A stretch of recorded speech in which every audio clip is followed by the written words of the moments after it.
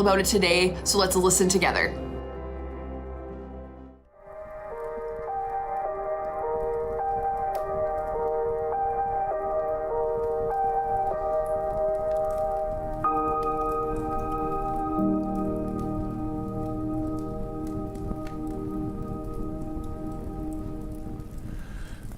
So welcome to a different setting for a different kind of sermon.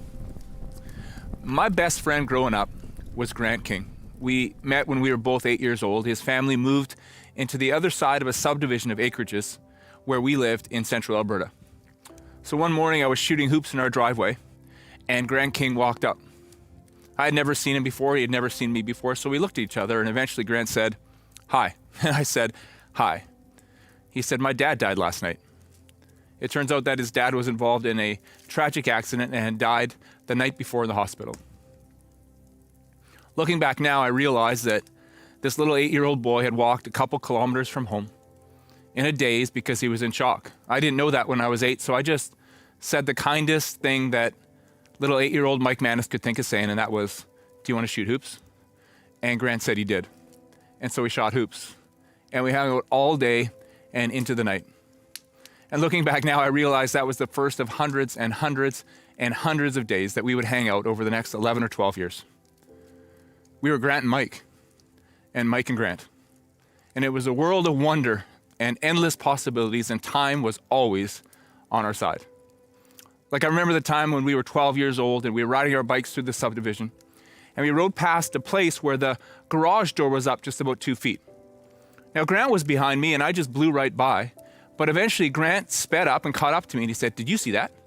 I'm like, "Did I see what?" He's like, "Follow me." So Grant turned around and I followed him back to that place. He said, "Look." And so we both leaned over and looked through that 2-foot opening at the bottom of the garage door. And inside that garage were video games, like arcade games, not just a couple, but 15 or 20. Now you got to understand what a big deal this was for us at this time. The only way that you could play video games for us when we were that age was to go grocery shopping with your mom and beg her for a quarter. Okay, and if eventually she gave you a quarter, you would run over to the arcade machine, you would stick the quarter in, you would play your 3 lives, and because you never got a chance to practice, you would last about 47 seconds, and then you would go back and beg your mom for another quarter. Sometimes you would get 2, you would never get 3 quarters. But here we were, and we saw in this garage 15 or 20 arcade games. I think we dumped our bikes right there in the road. We walked up to the door, we leaned down, and we started calling, "Hello, hello, is anybody there? Hello, can you hear me? Is anybody there?" And eventually, finally, this older guy opened up the garage door a few more feet. He ducked his head and he walked out. He said, "What can I do for you boys?" He said, "Why is your garage full of arcade games?" He said, "That's part of my job. I fix video games." And in that moment, Grant and I, we were mesmerized. We just stood there in stunned silence. In that moment for us, all the aspirations that we had of what we wanted to be when we grew up were shattered. Astronaut, fighter pilot, doctor, teacher, paled in comparison to this life we saw standing before us. So we just stood there. And eventually he just walked back into his garage. He said, "Well, it was nice to meet you boys." Started to close his garage door when I blurted out, "But do you need testers?" He said, "Do I need what?" I said, "Do you need a couple of guys that could test these arcade games after you fix them?" And he smiled and he said, "Yeah, I guess I could use a couple, but only 2. Don't tell anybody else." So we went into that garage that night and we played Pac-Man and Galaga and Armor Attack and Space Invaders and Asteroids. This was one of the first days of our summer vacation. And for the rest of that vacation, every day we would do whatever we did. Road hockey, riding our bikes, playing football in my parents' backyard, water skiing. But every night right after supper, we would make our way over to Mr. Arcade's house. That's what we called him, Mr. Arcade. And we would play video games. It was awesome. But what's funny is that we never really thought it was that unusual because we were Grant and Mike and Grant.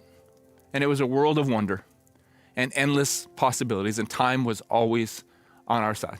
So in the end of September, Mr. Arcade left our neighborhood, which was difficult. But I'll tell you something, a few months after that, Grant and I came up with what I think might have been our best idea ever. When the snow started to fly in central Alberta that winter, we invented winter water skiing. Okay, we came up with the idea of attaching a tow rope from a water skiing boat to the back of the snowmobile. We would strap on our skis and take turns towing each other off this big jump that we made in my parents' backyard, and we'd work on doing different aerials. And it was during this winter water skiing phase that I realized that Grant and I had two very different gift sets. Grant was a fixer, and I was a talker. So in winter water skiing, for example, Grant worked on the snowmobile, coming up with a system by which we would attach the tow rope safely to the snowmobile. While at the same time, I went into our house and I talked to my mom. And I convinced her that winter water skiing was actually a safe, enjoyable, and even wholesome way for Grant and I to spend our winters. Well, here's the thing. I got permission, Grant developed the system, and over the next few winters, we spent literally hundreds and hundreds and hundreds of hours winter water skiing. And here's the thing. I will bet you that there was other 12, 13, 14-year-old boys in the world that came up with better ideas than we did, but we didn't think so. Because we were Grant and Mike and Grant. And it was a world of wonder, endless possibilities, and time was always on our side.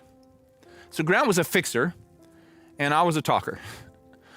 I remember back when we grew up, when you turned 14 in Alberta, you could get your learner's permit. And then on the day that you turned 16, you could get your full unrestricted license, which is absolutely shocking to me when I look back. Like when I turned 16 years old, I could barely make craft dinner for myself. And yet the government of Alberta gave me a little piece of plastic and said, you, my friend, need to operate a motor vehicle. Anyways, that really had nothing to do with the story. But on the day that Grant turned 14, he had an uncle who dropped off a Jeep pickup truck to him, a J2000. Okay, when I say it was a Jeep pickup truck, it wasn't actually, it was more like a scrap heap at that point, okay? So he loaded it into Grant's place and he said, this is a J2000. And here's your challenge. Sometime between now and when you turn 16, you need to fix this thing up and have it ready to run by the time you get your license. Well, Grant took on that challenge. In fact, before he turned 15, he had the J2000 running. I remember I went over to his house one day and I got there and he said, the J2000 is ready to rock. And I'm like, you have got to be kidding me. Are you serious? He's like, yeah. He said, it was ready yesterday, but I knew you'd want to be around when we took her for a maiden voyage. So Grant's mom wasn't home, and so we decided to take it for a little spin. So we get in and Grant turns the J2000 over and it just makes this beautiful rumbling sound. It fires up. And what I'm about to tell you was a very un-Grant King-like thing. This is not like him. He must have been real nervous or real excited because instead of putting the truck into reverse to back out of the carport, he put it in forward, and we went forward into the front of his mom's carport. In fact, he put a hole in it. I looked at Grant, I said, I'm going home. He's like, why? I'm like, I do not want to be here when your mom gets home. He's like, I can't blame you. So I left. But Grant was a fixer. He fixed the carport. He fixed the J2000 because that's what he did. Like growing up, if we ever locked our keys in the car, in any vehicle, didn't matter what vehicle, didn't matter where, didn't matter what tools Grant had, he would find a way to get in. He was the kind of guy that if your stereo wasn't working, he would pull it, adjust some wires, and get it working. If you needed to change your tire, but you didn't have a jack, Grant would figure something out. Or let's just say, for instance, that you borrowed your parents' car one particular snowy winter day, and you drove it yet again into the ditch. And you could not get it out, no matter how hard you tried. And you knew that if you called your parents again and said, can you please help me get your car out of the ditch, that you would probably get grounded for the rest of the winter. Grant would show up with the J2000, use his winch, and get you out of the ditch. Grant was a fixer, and I was a talker. It's funny growing up because I think some people around Grant would have said, man, that kid's real quiet. Not with me, he wasn't. I would start the conversation, but he would keep it going. We would talk for hours and hours and hours. We would talk on the way to Mr. Arcade's. We would talk while we were setting up winter water skiing. We would lie down on the grass in my parents' backyard looking up at the central Alberta sky, and we would talk about a world of wonder and endless possibilities and how time was always on our side. You know, it's been well documented that as the years went on, when I turned 15, 16, 17 years old, I really began to go off the rails. There was turmoil inside of me, and it was manifesting in the way that I was acting. And at first, Grant went off the rails with me because we were Grant and Mike and Grant. And so he was a little piece of sanity in a world that for me was becoming increasingly insane. I remember there'd be these nights where there'd be a big party in Red Deer. Party at the river, party at the lake, party at the bar. You got to be there. And so Grant and I would grab our fake IDs and head into Red Deer in the J2000, ready to roll. And we would arrive and we would park. And then one of us would say to the other one, let's just hang out here for a minute. Let's not go in yet. And so we would sit there and we would start to talk. Listen to music. We always had basically the same soundtrack to all our conversations. It was the Joshua Tree album by U2. And we would listen to that thing over and over and over again. See, we wouldn't just be there for a minute. We would be there for hours. And the only thing that punctuated the passing of the time was the sound that the cassette made in the cassette deck as it churned from side A to side B, back to side A, back to side B. And once in a while, we'd switch it up. We'd go with a little bit of Def Leppard or Springsteen, The Cult, or John Cougar Mellencamp, but always back to U2. U2 War, U2 Under a Blood Red Sky, U2 Wide Awake in America. But our go-to, the soundtrack of our conversations was U2, the Joshua Tree. We talk about a world of wonder and endless possibilities and how time was still on our side. We talk about girls too. It's funny, a lot of best friends I think are competitive with each other, not Grant and me. We were each other's biggest fans. Like we'd be sitting there and Grant would say something like this, man, I'd really like to date that girl, but I don't know if she'd want to date me. And I'd be like, you're kidding me, right? Like, you're kidding me. Like, every girl in Red Deer would want to date you. Like, if I went over to her house right now with this piece of paper and I said, you need to sign this if you want to date Grant King. Before I finished, she would have signed it 20 times. He'd say, are you serious? I'd be like, you know I am. He'd say, well, you know, by the way, that every girl in this city is in love with you. Like, I hear them talking. Oh, he's so good looking. He's so cool all the time. I'm like, are you serious? He'd be like, oh, you know I am. And we'd high five each other, and then we'd go back to arguing over the real meaning of with or without you. Side A, track 3, the Joshua Tree, in case you were wondering. And we talked. And very, very often, we never made it into the party. And it was funny because sometimes the next day I'd have guys that were at the party and they'd be like, man, Grant, you didn't even make it. Where were you? You missed out. And it's hilarious when I think about it now because honestly, those moments, Grant and Mike and Grant, a world of wonder and endless possibilities and time being on our side, those are the only moments that I miss from those days. But the months went on and the years went on and the turmoil inside of me continued and I went more and more and more off the rails. And I saw Grant less and less. See, Grant eventually figured out what the rest of the world had already figured out, that hanging around with Mike Manis wasn't necessarily smart, and it definitely wasn't safe to go to the places that I was going, with the people that I was seeing, the things that I was doing. So I saw him less and less. But if you still would have asked me, I would have told you, Grant's my best friend. He would have said the same thing. We were still Grant and Mike and Grant, even though we didn't see each other much. He'd still show up and fix things once in a while. I'd be in a parking lot somewhere or in a field, and I would have bitten off more than I can chew. A couple guys ready to beat me up, and out of the blue, somehow Grant would find out. And he'd show up in the parking lot with the J2000. He'd get out and say something like this. Guys, gentlemen, I think what my buddy Mike is trying to say is he's very sorry that he insulted you. He would throw me into the J2000 and we would drive off. And I remember those moments because just for a second, it was back to a world of wonder and endless possibilities. And the fact that time was still on her side. Well, I continued to struggle and I saw Grant less and less until one day I reached the end of myself on the South Hill in Red Deer in the middle of the night, in the middle of January. I called out to Jesus and he saved me. He took me from off the rails onto a new path of hope. And when it happened, Grant was in Winnipeg actually working with his uncle for another 3 months. And when he got back, I remember as soon as he arrived back in town, he phoned me.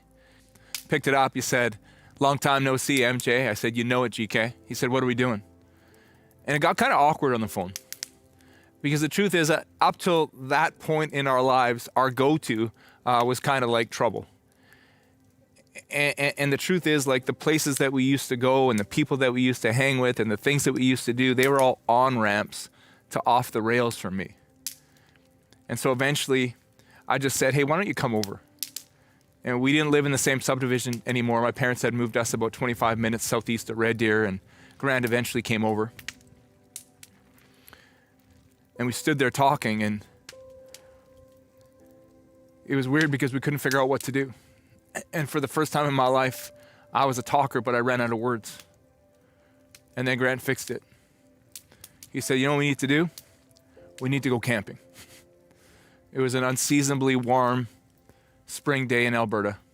And Grant had his tent and his stuff in the back of the J2000, and I grabbed my stuff, and we headed east. And we headed east until we got to a small lake with a forest on the south side. We drove the J2000 as far as we could into the forest. And then we got out and walked till we found a good spot. We pitched the tent, we lit a fire. We didn't bring any food with us, but we found a bag of popcorn seeds on the floor of the J2000. So what we did is we put the seeds into beer cans, and we attached the beer cans onto sticks, and we would pop the popcorn over the fire. And we talked. We talked about a world of wonder and endless possibilities. But this time it started to feel like time wasn't on our side anymore. See, there was something about that moment that made me feel like this was goodbye. Grant and Mike and Grant were going to be going their separate ways. See, we're 19, maybe 20 years old, and it's that weird transition time between being boys and becoming men. So as we talked, every time that we would start to talk about the future, we would get real nervous. I think we kind of realized that time maybe wasn't on our side as much. Grant had brought his stereo over, and this time we didn't switch it up at all. We just went with one soundtrack, Joshua Tree, over and over and over again. We talked about Mr. Arcade. We talked about winter water skiing.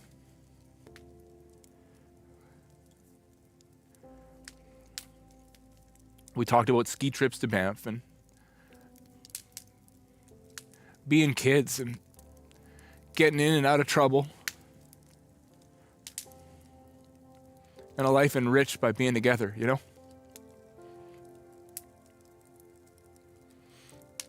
Eventually Grant looks at me and he says, check it out. And I looked over and the sun was rising.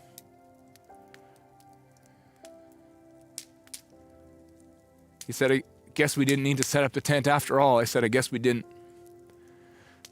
So we walked back to the J2000. We drove to my house. Grant dropped me off. And we hung out other times after that, but that was the last time that it was Grant and Mike. And Mike and Grant. A world of wonder and endless possibilities, because the truth is, we finally kind of ran out of time. A few months later, I left Red Deer and I went to Trinity Western University in Langley. I met a girl there named Corinne. We ended up getting married. And one of the reasons that I knew that I wanted to spend the rest of my life with her was after our second date, when we had talked for hours and hours and hours. I looked at her and I said, you really remind me of Grant King. And she said it was one of the best compliments she had ever gotten. A few years after that, Grant moved to Australia. Last week, Corinne was looking through some of our old stuff, and she found a postcard from Grant that he wrote to us from Australia. He was hanging out in a place called Surfer's Paradise. He said we needed to come check it out. He said Corinne and I should come to Australia and we could stay with him. But by that time, Corinne and I were married and Tori was on the way. As I thought about it last week, I'm not even sure that I replied to that postcard. I sure hope I did. But more than anything, what I wish I could go back to that fire, popping popcorn in beer cans in Pine Lake, Alberta, and I wish I could tell him thanks. Thank you for a world of wonder and endless possibilities, and this feeling that time was always on our side. And when I think about that night, it feels kind of heavy to me. It feels kind of sad. And I wonder why I felt like I needed to tell you that story today to kick off this series on heaven. And then it hit me. There's a quote that I really love by another GK, G.K. Chesterton. He says this: because children have abounding vitality, because they are in spirit fierce and free, therefore they want things repeated and unchanged. They always say, do it again. And the grown-up person does it again until he is nearly dead. For grown-up people are not strong enough to exult in monotony. But perhaps God is strong enough to exult in monotony. It's possible that God says every morning, do it again to the sun, and every evening, do it again to the moon. It may not be automatic necessity that makes all daisies alike. It may be that God makes every daisy separately, but has never got tired of making them. It may be that he has the eternal appetite of infancy.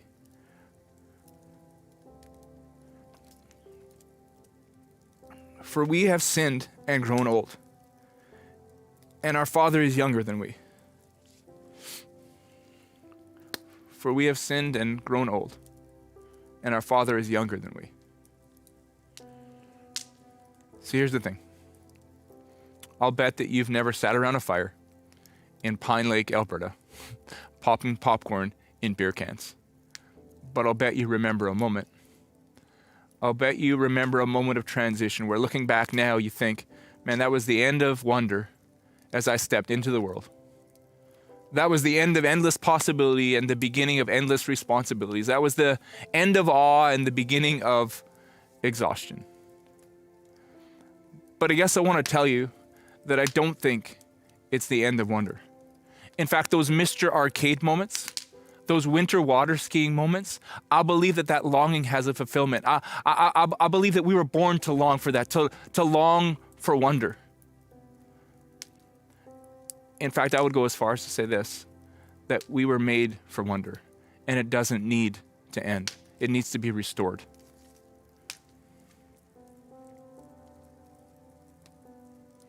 And the way that I was going to end this sermon is I was going to say, and if you don't believe me, I'll prove it to you someday.